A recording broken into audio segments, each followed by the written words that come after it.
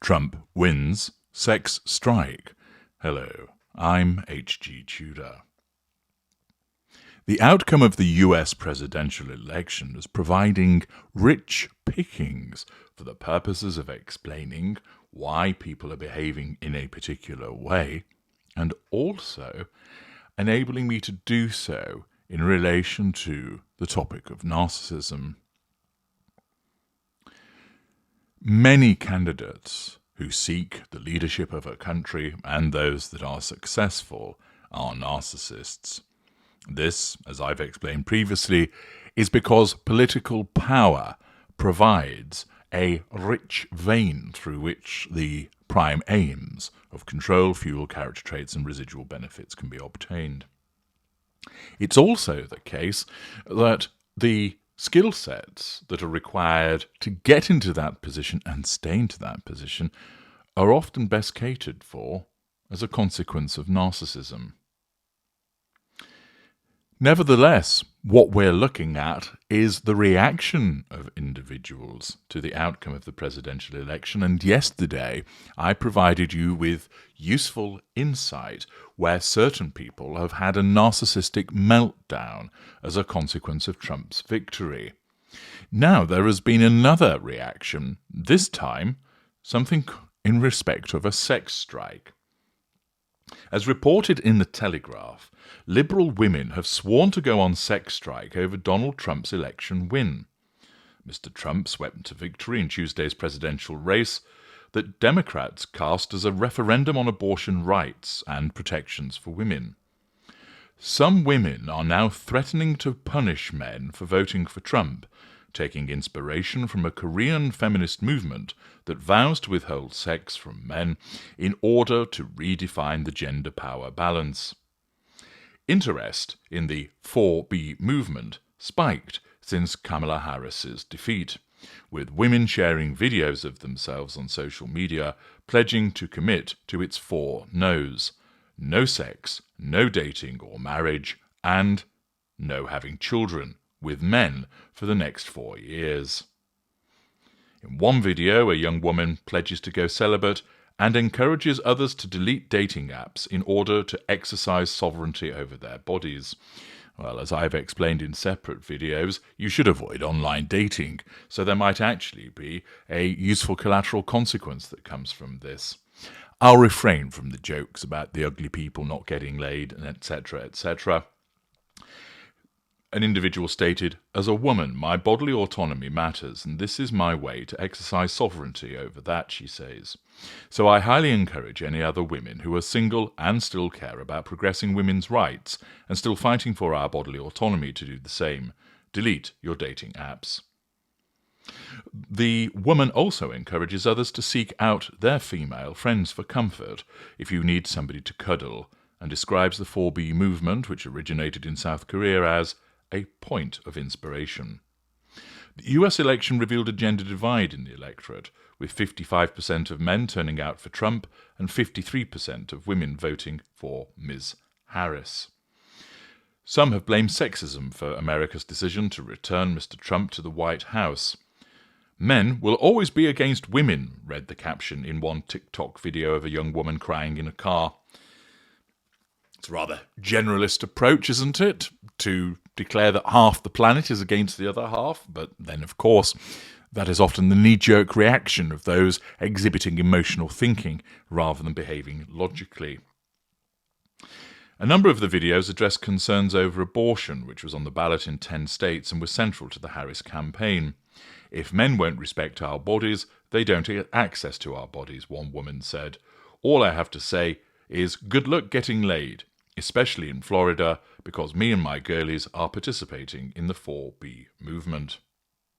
An obscure, largely online branch of Korean feminism, the 4B movement started in the mid-2010s, around the same time as the Me Too movement in the United States, in response to a wave of reports about violence towards women and gender equality issues.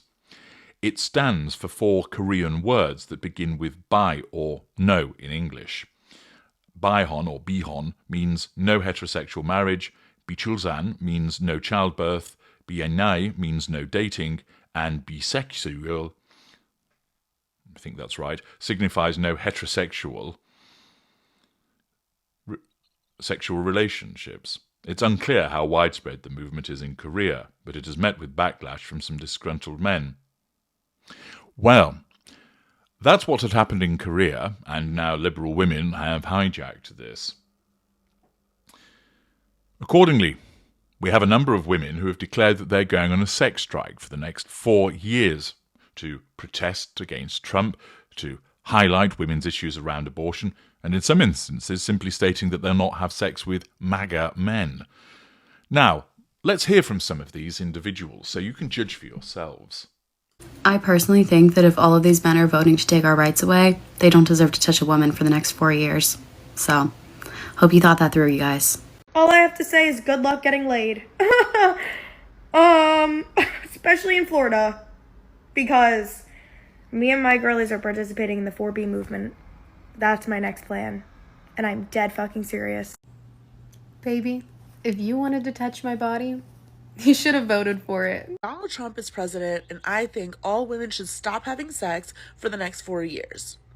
In protest and protection of your bodies. As we know, if that little baby inside you gives you any trouble and you need an emergency healthcare, you're fucked and you're gonna die. I think that is sufficient enough reason to stop having sex. Don't you agree? This vote wasn't a vote for Americans. This vote was for men. And unless we want to become the handmaid's tale, then us women need to protest because this is some buttery bullshit. I'm sorry to the women and minorities who aren't going to get the help that they need in the next 4 years. I'm sorry for the people who are impoverished, who are just going to keep dying from starvation and lack of healthcare and lack of governmental support. People are actually praising this guy, and it's a freaking joke. Look at the states he won. You won't catch me there. You'll catch me in New York City. And I'm sorry to all the women who are going to suffer in these bumpkin-ass, small-ass little towns because of this. Reason why I'm a New Yorker and always will be. Fuck Florida.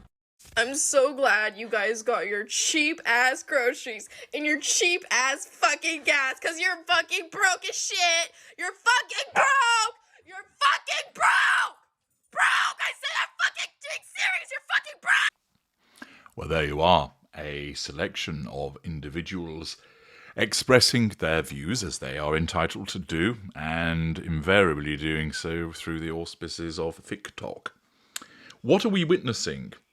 People who feel very strongly about an issue, people who perhaps feel impotent because their preferred candidate lost, people who are incapable of accepting a democratic outcome, perhaps. What we've witnessed there from that selection are a number of behaviours which provide us with useful insight. First of all, it's rather haughty and presumptive to assume that men voted for Trump because they did so to take women's rights away. If you ask those men why they voted, did you bother to inquire as to the basis on which they cast their vote? It could just be that the men voted on other issues, such as the economy, immigration, the cost of living, inflation, job creation, defence, the environment, a whole host of other reasons, and they didn't sit there and think, do you know what? I'm going to vote for Donald Trump because I want to take women's rights away. I can well imagine that there would be very few men indeed who had such a thought. Instead, they would be focused on, like most people are when they vote, what matters to them.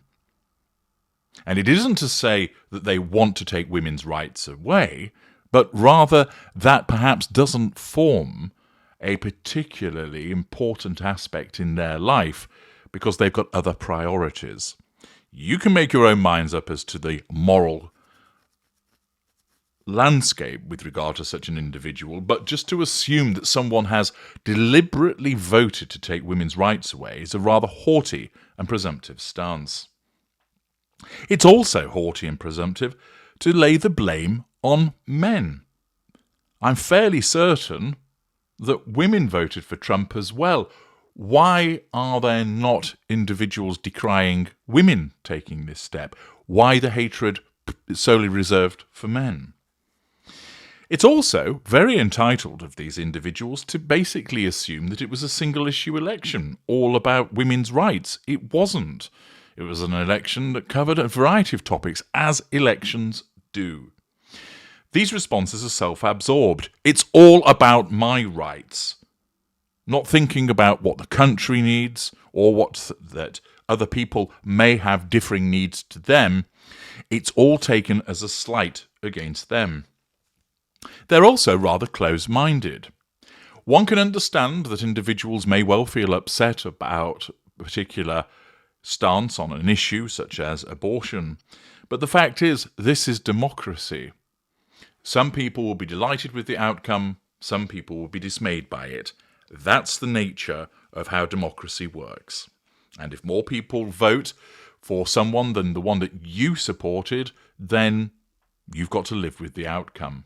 If not, well, you can leave and try your luck elsewhere and move to another country that might be chime more with what you would prefer, or that you might do something constructive rather than shouting and screaming into your phone, that you might seek perhaps to influence and lobby the decision makers to think again. These responses are arrogant. First of all, it's assuming that people necessarily want to have sex with them. It could well be that people would say, "No, thank you. I don't find you attractive," largely because of your attitude. And furthermore, there is the arrogance of assuming that the world has to know about their views. They're dismissive. Notice that with some of them, they were dismissive towards other people, throwing insults at them and discounting them.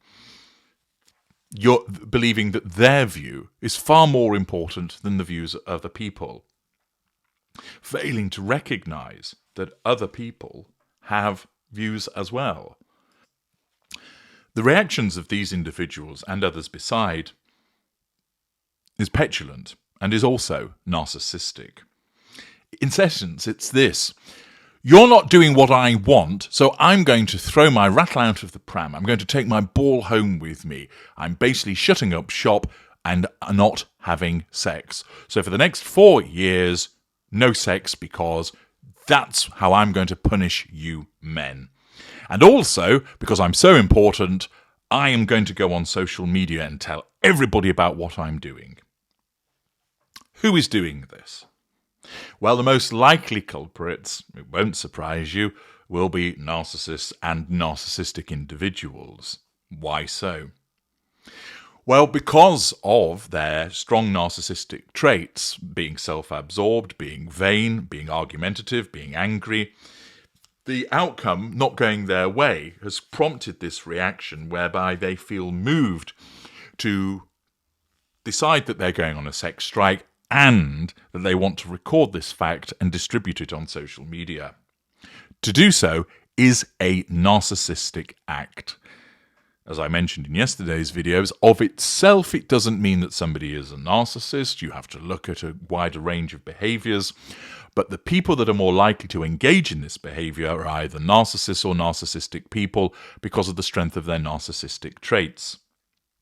Narcissists would do this because the loss of the election threatens their need for control. They're not in a position to assert control directly over Donald Trump, and therefore their narcissism causes them to latch onto an issue, for instance, women's rights, and then causes them to go to social media shouting, ranting, crying, insulting, in order to assert control indirectly with the expectation that people will provide them with support in response, which will give them that subconscious need for control.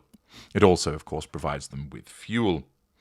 Thus, narcissists, having that need for control, having their need for control threatened by the outcome of the election, and then having a subconscious need to do something about it, are more likely to react in this fashion. Narcissistic individuals will do so because they're low on emotional empathy. They'll be high on the showcasing. They're self-absorbed. And whilst they won't be doing it for the pursuit of the prime aims like the narcissist, given their makeup vis-a-vis low emotional empathy and high narcissistic traits, they're also more likely to do this. You could, of course, also get normal individuals behaving this way and possibly empathic people as a consequence of the fact that they feel so strongly about this issue. In essence, it causes them to take leave of their senses. Their emotional empathy and boundary recognition is reduced, causing them to act out. But as I mentioned, you're more likely to witness it coming from narcissists and narcissistic individuals. There is, again, as I mentioned yesterday, the cultural impact as well. You'll notice that these individuals are all young. And it is the case that as a consequence of them having grown up with this entitled approach to always talk about how they feel and what they believe, but also to do so through social media, this has created a greater narcissistic backdrop, which of course makes it far easier for narcissists to go about our business. Once again, the response of certain individuals to the Trump victory provides me with an opportunity to explain to you why these people behave the way that they do, and for you to see these narcissistic responses and to understand why they're happening and the type of people that they're coming from. I'm HG Tudor. Thank you for watching.